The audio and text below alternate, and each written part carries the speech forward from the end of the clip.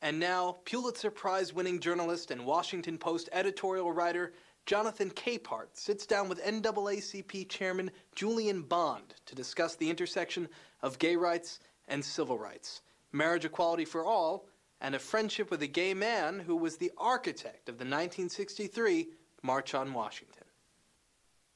You've been chairman of the NAACP since 1998, correct? Right. How has the organization changed or evolved since the civil rights movement? Well, it has changed focus in a slight way, because we've always had the same focus, which is fighting racial discrimination. We've done that since 1909, and I'm sorry to say we'll probably be doing it for some time in the future. Let's talk about the time back during the civil rights movement. You've said that there were many gays and lesbians involved in the movement, of course, and you credited them with shaping your views on gay rights. Did you know Bayard Rustin? Yes. Talk about Bayard Rustin. He was part of Dr. King's inner circle. He helped pull off the March on Washington in 1963, and he was gay. He, as you say, he was just a seminal figure in this movement because King depended on Bayard for so many things. He was King's first educator in nonviolence, and he just expanded King's knowledge of this 100-fold. You know, Bayard wrote the first article ever published under Dr. King's name. I think it was, I'm not sure it was in the Nation magazine, but an article sort of revisiting the Montgomery bus boycott and saying what it meant, and Bayard Rustin wrote that. To say he organized the March on Washington really doesn't give him enough credit. He put this thing together. Now, we're used to, you know, big protests in Washington nowadays. They happen, it seems, almost every week or so. But this was almost a first, and it was certainly the first involving black people. And it was a first involving bringing people from all over the country here in Washington for this event. And Rustin just was such a superb organizer. He pulled it off and no problem. You are one of the few prominent members of the civil rights movement to come out full square in favor of gay marriage. It just seems to be something right to do. It seems to me that the right to be married is a civil right. And I believe civil rights ought to be extended to everybody. Who ought not have these rights? What category of people ought not have these rights? I can't think of one. I've been married twice, and I know what the benefits are, the economic benefits are to a couple. And I don't want to shut other people off from these benefits. Earlier this year, you opened the 20th Annual Creating Change Conference, sponsored by the National Gay and Lesbian Task Force. And you said then, quote, "Like race, our sexuality is not a preference. It is immutable, unchangeable, and the Constitution protects us all against prejudices and discrimination based on immutable differences." What do you say to those who flat out disagree with that assessment? Well, if they seem to be open to some kind of rational argument, then I try to make a rational argument. Your sexuality is an immutable characteristic. It's something you're born with. You don't say, hey, I think I'll be gay. You are gay when you're born, or you're not gay.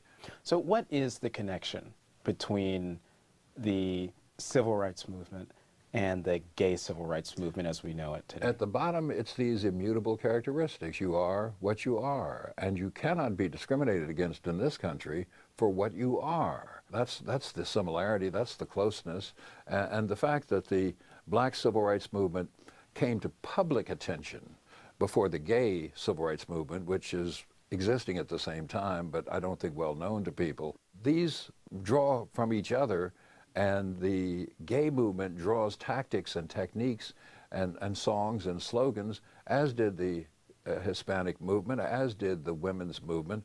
And it's not that these movements are taking from us, because the black movement took from other movements before us. We took from the labor movement. And I never heard of people from the labor movement complaining about this. And for black people to complain about this, we ought to be proud of this. Say, look what we did. We created a model that other people have followed, and they followed it successfully. Good for us. The widow of Dr. Martin Luther King, that was Coretta Scott King. Did you ever talk about this? No, I never did. I never talked to her about this, just as I never talked to my colleagues in the movement about these things. I never talked to her about it. But I quoted her as often as I could. And when she died, and it was announced that Ebenezer Baptist Church, where her husband had been pastor was too small for the funeral ceremony, and it was instead headed for a church run by a notorious homophobic minister in Atlanta. I decided not to go. What should gay people know about her that they might not already know? Well, first, I don't think many of them know that she was this strong advocate for gay rights, for all of the things that gay people want and need. I think her advocacy of these things is relatively unknown. And when I speak to audiences and quote her, I can see some of the people saying, really? You know, happily, but really? And so I think they could learn some more about her. She was in many ways a remarkable person, and to think of her as the wife and widow of Martin Luther King in some ways diminishes her, because she was more than that. She was greater than that. She had a life of her own. She was an independent person. So of course she was the wife. Of course she was the mother. Of course she was the standard bearer after he died. But she was more than that. Mm-hmm. You have gone basically around the country campaigning against anti-gay marriage amendments in various states. Did you voluntarily do this? Did people come to you and say, you know, we could really use your name and your stature behind this? Both those things happened. The NAACP is opposed to these amendments. We don't have a position on marriage equality. We're neutral on that, or agnostic on that. But we do oppose these amendments because we think it's wrong to single out any group of people for special treatment.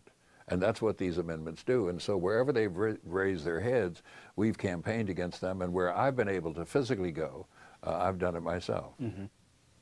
Just before she died, Mildred Loving, who was the wife of the couple of the famous Supreme Court case, Loving versus Virginia, which ended the ban on interracial marriage, just before she died, she came out in favor of marriage equality. To the gay community, what's the significance of that, do you think? Well, it ought to have significance not just to the gay community, but the African-American community and the American community. Here's this woman who, with her husband, fought to eliminate this barrier to interracial marriage, making it possible for me to get married in Virginia, because I married a white woman in Virginia, and making it possible for others around the country who previously couldn't get married to get married now. She's an icon of the marriage movement.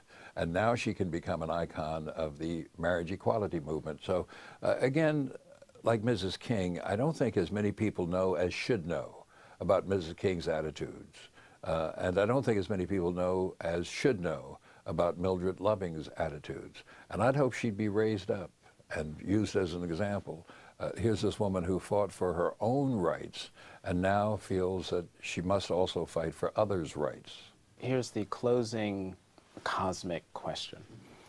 I am a 17, 18-year-old black kid anywhere in the United States, urban America, rural America, suburban America, exurban America, and I just don't get the connection, that there is even a connection between the civil rights movement that you helped lead and the gay rights movement that I see all sorts of people pushing and leading, from people on television to people in politics, people in business. One, why should I care? And two, what is the connection? Convince me. The connection is rights. Rights, that's the key word. These are movements for rights. And these are movements to ensure that everyone has these rights. And this 17-year-old kid may not think he's ever going to get married, or if he's straight, is going to marry a woman. But this guarantees his rights. And if he's not interested in his rights, then I wouldn't spend much time talking with him. Thanks, Mr. Bond. Thank you.